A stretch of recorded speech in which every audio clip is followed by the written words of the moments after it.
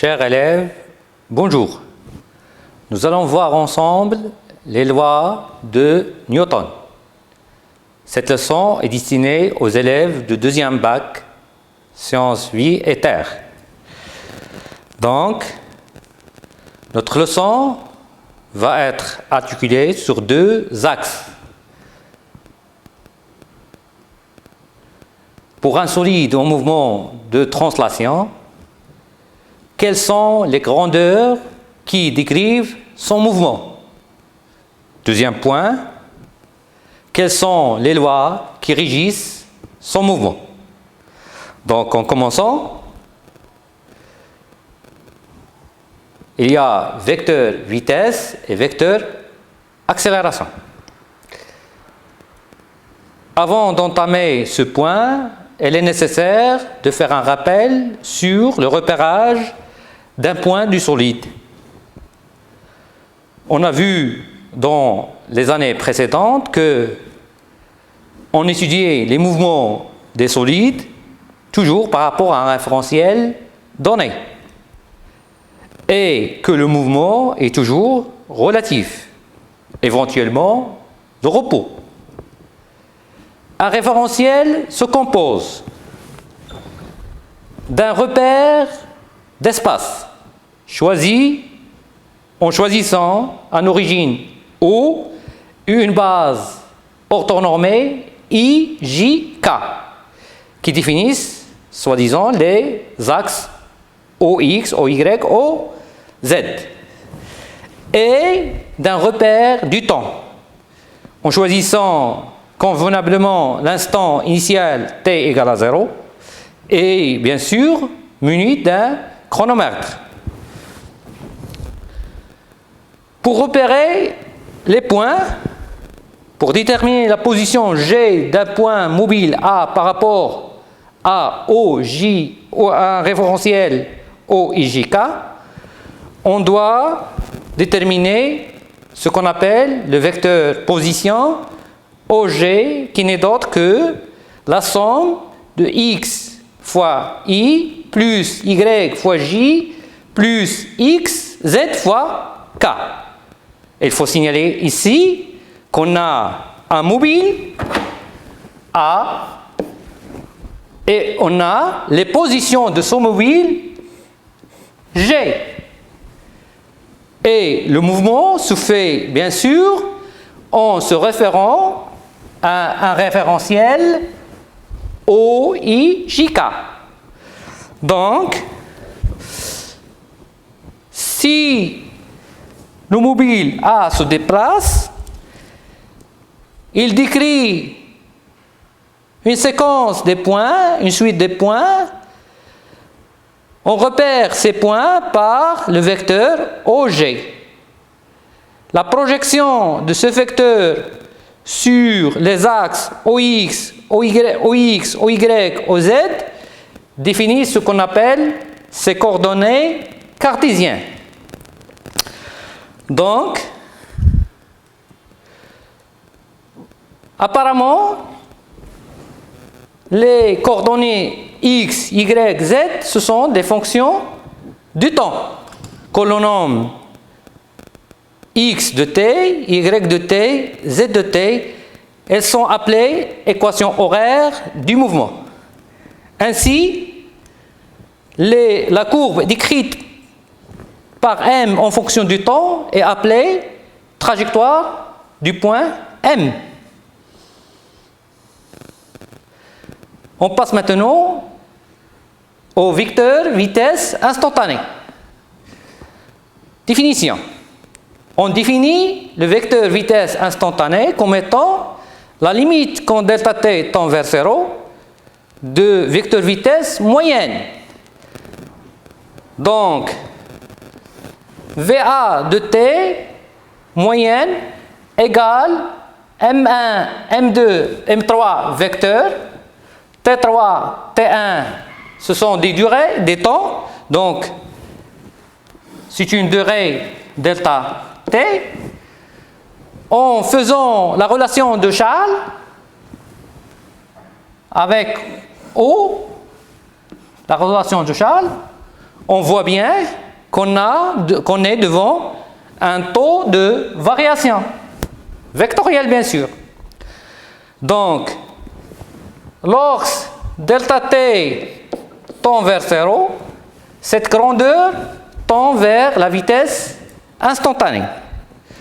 Donc, delta t tend vers dOm sur dt, quand delta t tend vers 0, donc v, la vitesse instantanée du point A à l'instant t par rapport à un référentiel donné R, n'est d'autre que la dérivée par rapport au temps du vecteur position OM.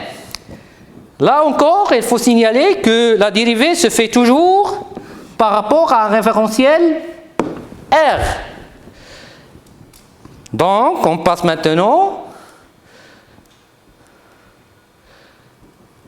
Donc, le vecteur vitesse, elle est tangente à la courbe.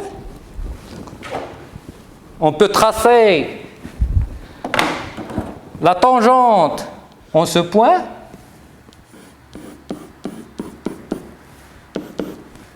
On voit bien que le vecteur vitesse VG, V du point au point G2 est porté par la tangente. Donc, par définition, finalement, on définit le vecteur instantané à l'instant t comme étant la dérivée par rapport au temps du vecteur position OG.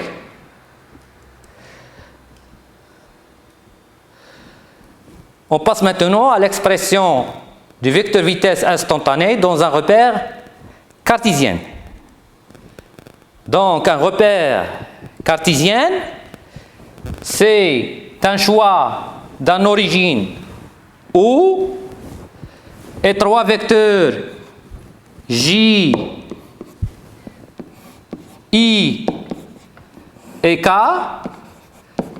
Bien sûr, ces vecteurs sont orthonormés, c'est-à-dire que K comme module égale G égale le module de I égale à 1 et qu'ils sont orthogonaux entre eux. Donc, dans le repère cartésien, on a le vecteur position s'écrit OG égale X fois I plus Y fois J plus Z fois K.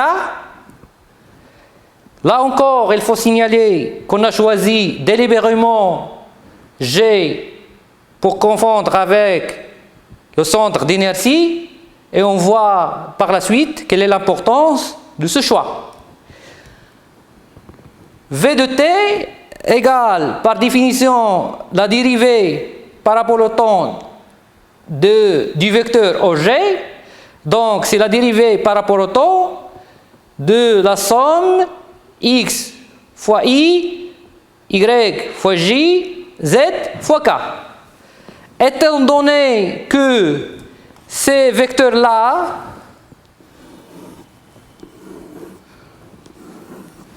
sont des vecteurs fixes dans le référentiel choisi, dans le repère cartésien choisi, donc leurs dérivés consécutifs seront nuls, bien sûr. On a donc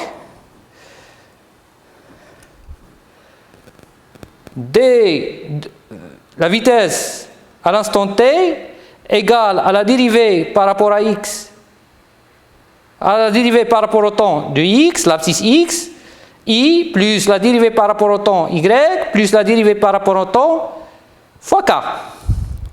Ou, bien évidemment, v égale vx i, vy j, vz k. Bien sûr, vx, vy, vz sont les composantes respectives de vecteur vitesse par rapport à OX, par rapport à OY et par rapport à l'axe OZ.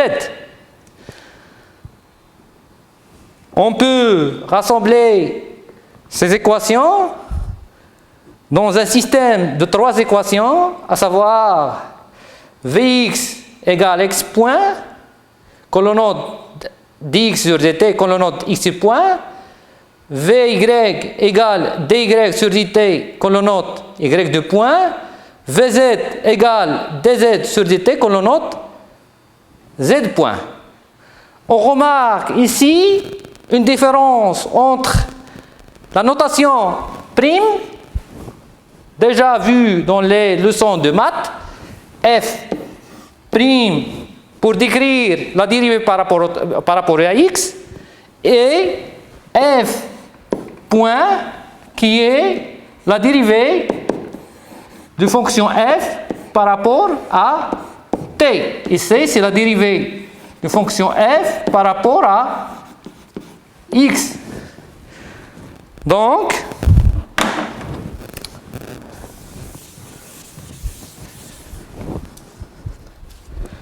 en mathématiques, on démontre que la norme de v, ici, n'est pas le vecteur, mais la norme égale à la racine carrée Vx à la puissance 2 plus Vy à la puissance 2 plus Vz à la puissance 2, ou tout simplement x2 point à la puissance 2 plus y2 point à la puissance 2 plus z2 point à la puissance 2.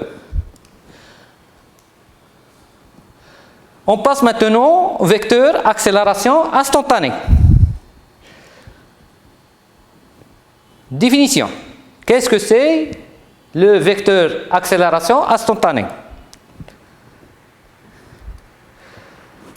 On définit le vecteur accélération A comme étant la dérivée du vecteur vitesse V en fonction du temps.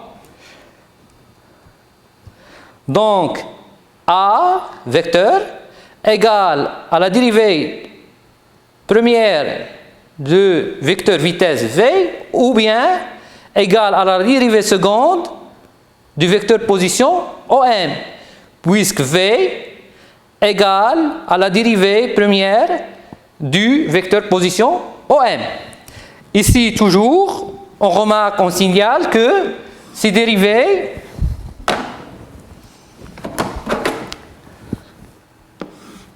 sont toujours par rapport à un référentiel R.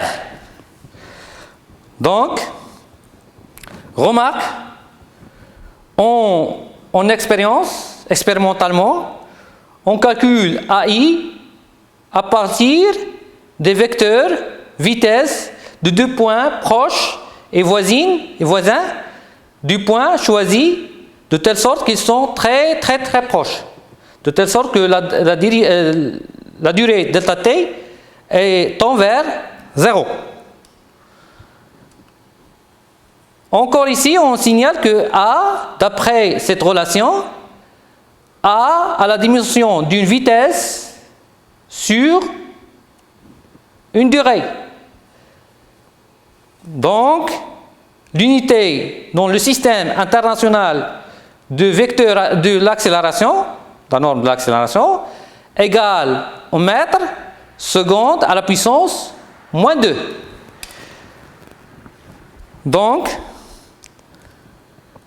on passe maintenant à l'expression du vecteur accélération instantanée dans un repère cartésien.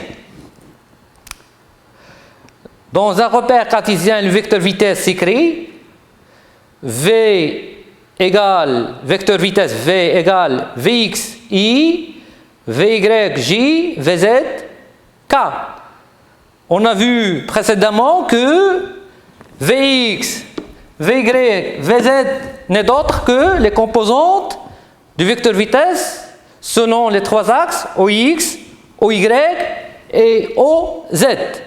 Et on a vu également que les points I, J, les vecteurs I, J, K, ce sont des vecteurs orthonormés, certes, mais ce sont des vecteurs fixes dans le temps.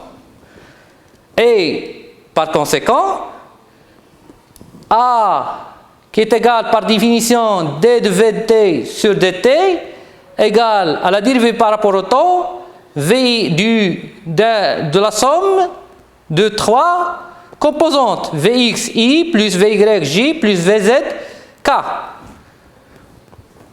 On doit faire ici une petite pause pour dire que d sur dt, qui est la dérivée de Vx i, on a ici un produit. Donc, il est égal à Vx di sur dt plus, on a un produit, donc on fait comme d'habitude, plus dvx sur dt i. Je devrais commencer par cette composante au lieu de cette composante. Mais puisque i est constante, elle ne dépend pas du temps, sa norme égale à 1, donc di sur dt égale au vecteur vitesse et au vecteur nul. Donc, toutes les composantes di sur dt égale dj sur dt égale dk sur dt égale à 0. Ce qui nous ramène à la relation suivante. A égale ax i plus ay j plus az k avec ax n'est autre que la dérivée par rapport au temps de vx et ay la dérivée par rapport au temps de vy et az est la dérivée par rapport au temps de vz.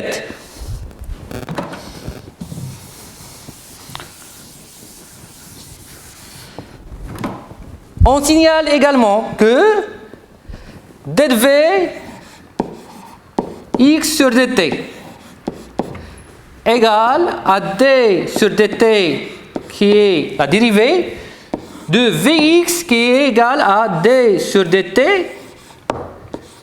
de x.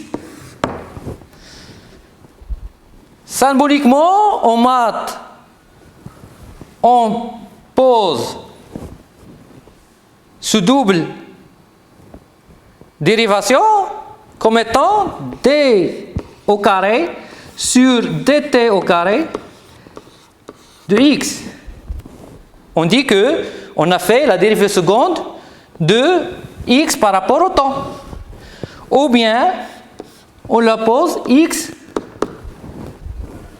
deux points. De la même chose, de la même sorte, on procède avec les autres composantes Vy et Vz.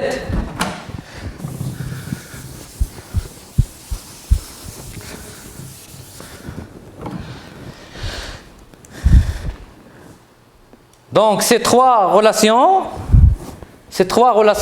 on peut les rassembler dans un système d'équations. Ax égale x deux points, ay égale y deux points, az égale z deux points. Ou bien ax égale d de vx sur dt, ay égale d de vy sur dt, ou bien az égale d de vz sur dt. Et par conséquent, a, la norme du vecteur accélération instantanée A, égale à ax à la puissance 2 plus ay à la puissance 2 plus az à la puissance 2, ou tout simplement c'est la racine carrée de x de point à la puissance 2 plus y de point à la puissance 2 plus z de point à la puissance 2. On passe maintenant à l'expression de A dans un autre repère, dans une autre base qui s'appelle la base de Freinet. En passant maintenant à l'expression du vecteur accélération instantanée dans la base de Freinet. La première chose qui vient à l'esprit, c'est qu'est-ce que c'est la base de Freinet? C'est une base, elle est composée de deux vecteurs orthonormés U, N. Mais il faut signaler que la base de Freinet est une base mobile, c'est-à-dire qu'il suit le mobile dans tous ces points M. Donc on a le vecteur unitaire U est tangente à la trajectoire au point M où se trouve le mobile et orienté arbitrairement dans le sens du mouvement. Donc, si le mobile se déplace au point M', donc on aura dans ce cas une composante U et une composante normale N.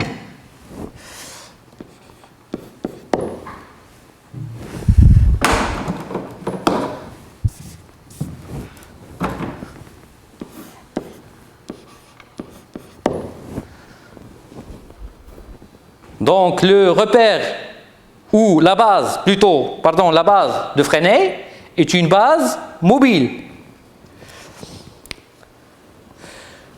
Le vecteur unitaire n est normal à la trajectoire et orienté vers l'intérieur de la courbe. Donc le vecteur n est toujours orienté vers la concavité positive, c'est-à-dire vers l'intérieur de la courbure de la trajectoire. On peut démontrer que le vecteur accélération A, par définition, qui est égal à la dérivée par rapport au temps du vecteur vitesse V, se décompose en deux composantes, A de t plus A de n, une composante tangentielle et une composante normale. Donc A de t est une composante tangentielle, c'est parallèle à la tangente, tandis que AN est une composante perpendiculaire à la trajectoire. A de t, elle est portée par U, tandis que AN est porté par N.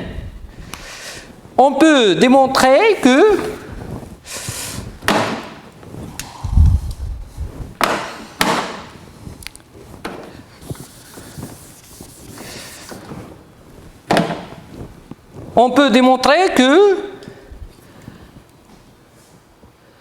A de t égale d de v sur dt fois u.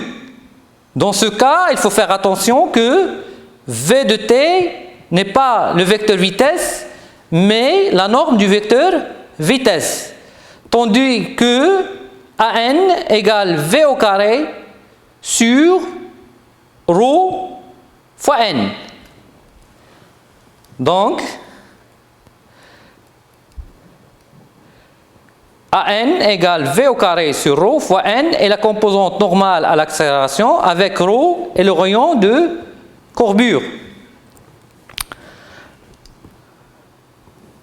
Deux cas très particuliers se présentent. Le premier, c'est lorsqu'on a un mouvement circulaire. Dans ce cas, la courbure, la trajectoire est circulaire, donc on a ρ égale à R, le rayon du cercle. Le deuxième cas qui se présente, qui était assez particulier lui aussi, c'est le cas du mouvement circulaire uniforme. On a circulaire, c'est relatif à ρ égale à R, uniforme, relatif qui ne change pas de vitesse. Donc dans ce cas,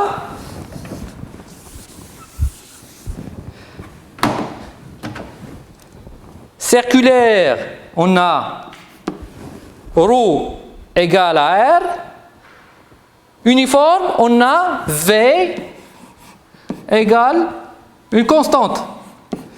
Donc, d de V sur dt égale à 0. Donc, A de t égale à 0. Pardon.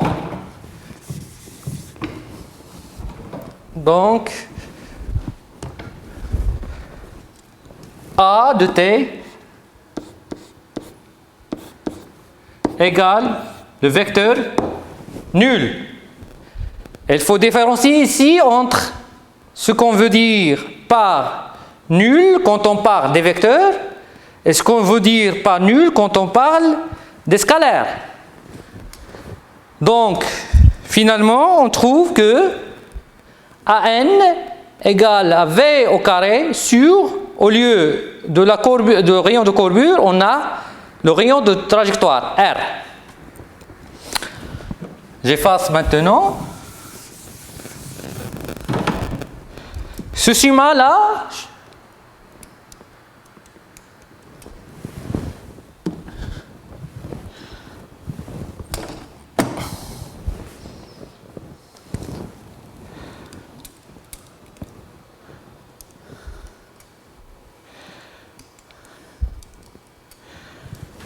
donc je passe.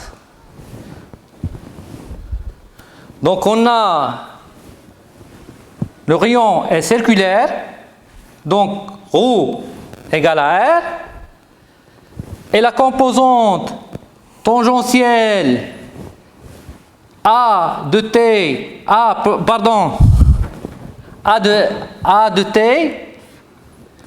de t égale à 0. Remarquons que A fois V égale A fois V fois cosinus alpha. Elle dépend de l'angle AV, que l'on note alpha. Si A fois V est supérieur à 0, on dit que le mouvement est accéléré. Si A fois V est inférieur à 0, on dit que le mouvement est retardé. Si A fois V égale à 0, le mouvement est uniforme. Donc, après avoir vu ensemble les grandeurs qui caractérisent et qui décrivent les mouvements, à savoir le vecteur position, le vecteur vitesse et le vecteur accélération, on passe maintenant aux lois de Newton. Rappelons avant tout ce qu'on veut dire par les forces extérieures et forces intérieures. On définit un système en choisissant les corps qui le constituent. Après, on appelle force intérieure une force exercée par une partie du système sur une autre partie du système. Tandis que une force extérieure est toute force exercée sur le système par un objet n'appartenant pas au système. J'explique. Si j'ai un système ici.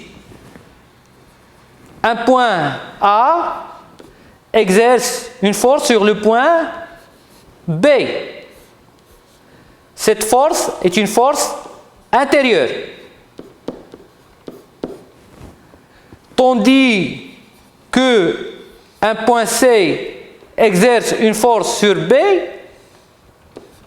cette force-là est une force extérieure. Parce que C n'appartient pas au système. On a vu qu'un système est pseudo-isolé si les forces extérieures qui exercent sur lui se compensent. Mathématiquement parlant, on dit que sigma des forces extérieures égale à 0. Passons maintenant à la première loi de Newton ou principe d'inertie. L'énoncé. Dans un référentiel galiléen, si la somme des forces extérieures qui agissent sur un système est nulle, sigma des forces extérieures égale à 0, alors le centre d'inertie de ce système possède un mouvement rectiligne uniforme, le vecteur vitesse G du centre d'inertie est alors constant, ou bien le système, le point G est au repos. Sigma F égale à 0 implique dans un référentiel galiléen que VG est une constante. Qu'est-ce que c'est les référentiels galiléens? Justement, ce principe d'inertie nous renseigne sur la nature des référentiels et on peut dire qu'un référentiel est galiléen si la première loi de Newton est validée. Donc, on appelle référentiel galiléen ou un référentiel d'inertie un référentiel dans lequel le principe d'inertie est vérifié. On a 3 exemples courants de ce type de référentiel sont les référentiels héliocentriques d'origine O qui coïncide avec le centre du Soleil. Il y a le référentiel géocentrique et il y a le référentiel terrestre. Donc, chacun de ces référentiels peut être considéré comme un référentiel galiléen selon les caractéristiques de l'étude, à savoir les forces et les durées d'étude. On passe maintenant à la deuxième loi de Newton, ou principe fondamental de la dynamique. L'énoncé. Dans un référentiel galiléen, la somme vectorielle des forces appliquées à un système est égale au produit de la masse du système par le vecteur accélération de son centre d'inertie. Donc, mathématiquement, on dit que sigma F extérieur égale M A G vecteur. Donc,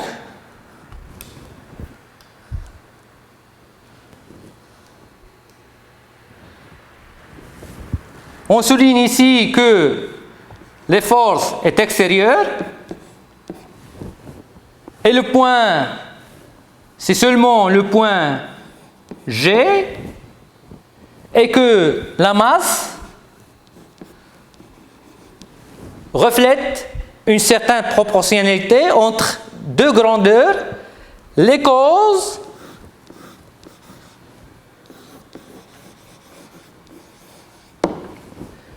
et les effets.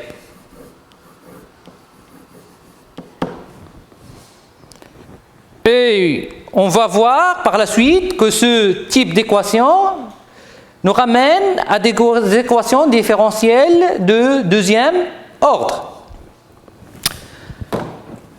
Effaçons. Tout ceci n'est vrai que si le référentiel, donc la deuxième loi de Newton n'est valable que dans les référentiels galiléens.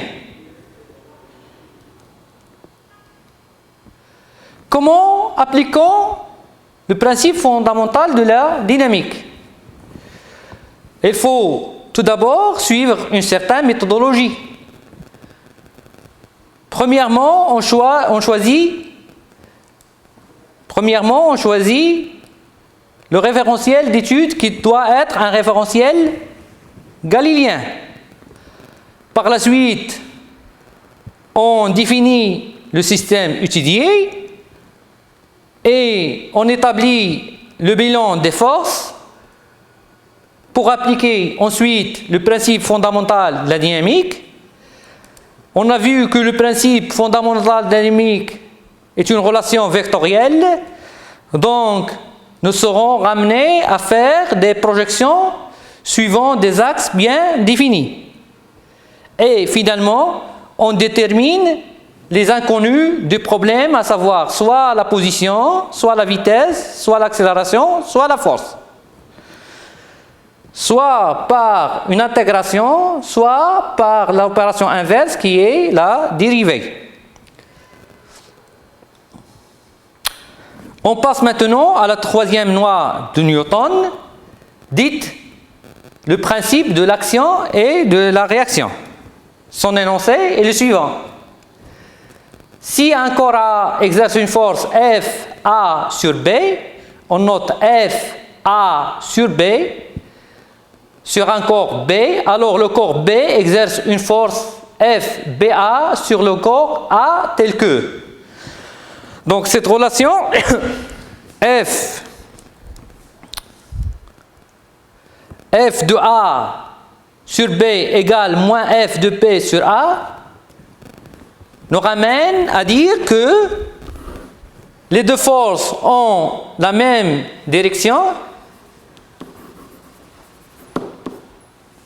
un sens opposé et de même intensité. Donc F A sur B égale F de P sur A.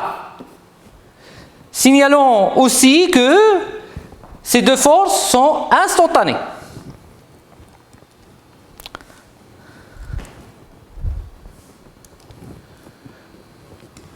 Et façon pour passer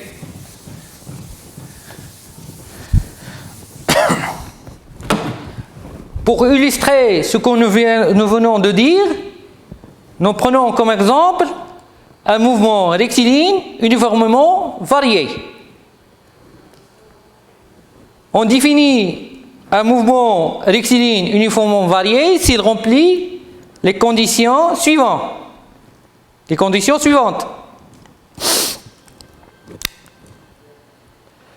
Donc, son vecteur accélération doit être constant, hg, et la trajectoire est rectiligne. Pour ce type de mouvement, les équations RR le principe fondamental de la dynamique nous donne une équation différentielle. Pour l'intégrer, il faut connaître ce qu'on appelle les conditions initiales. C'est la position à l'instant t égale à 0 et la vitesse à l'instant t égale à 0. On pose kx égale à t égale à 0, x0. Et v, la vitesse, égale v0. Le mouvement est rectiligne, donc OG égale x fois i, v, le vecteur v égale v fois i. Le choix de l'axe i, de l'axe OY, n'est qu'un choix arbitraire. Donc on a d de a sur dt égale dv. Donc, la relation est vectorielle, puisque I est identique, on passe à une relation scalaire, et par intégration, on aboutit à, donc par une intégration successive, on aboutit à une équation V égale A fois T plus V0. On voit bien que la relation est une relation affine. Pour ce qui concerne V égale D de OG sur dt, c'est-à-dire la dérivée par rapport au temps de OG, donc puisque V et OG ont le même vecteur, elles sont portées par le même vecteur, donc on peut dire que V égale d de x sur dt, le reste n'est d'autre que des opérations d'intégration. X. D'où finalement x égale cette relation. On voit que cette relation est de deuxième ordre par rapport au temps, tandis que V est de premier ordre par rapport au temps. On va voir dans les séances prochaines comment les lois de Newton et les grandeurs qui décrivent les mouvements de solides nous mènent à voir et expliquer plusieurs phénomènes. À plus.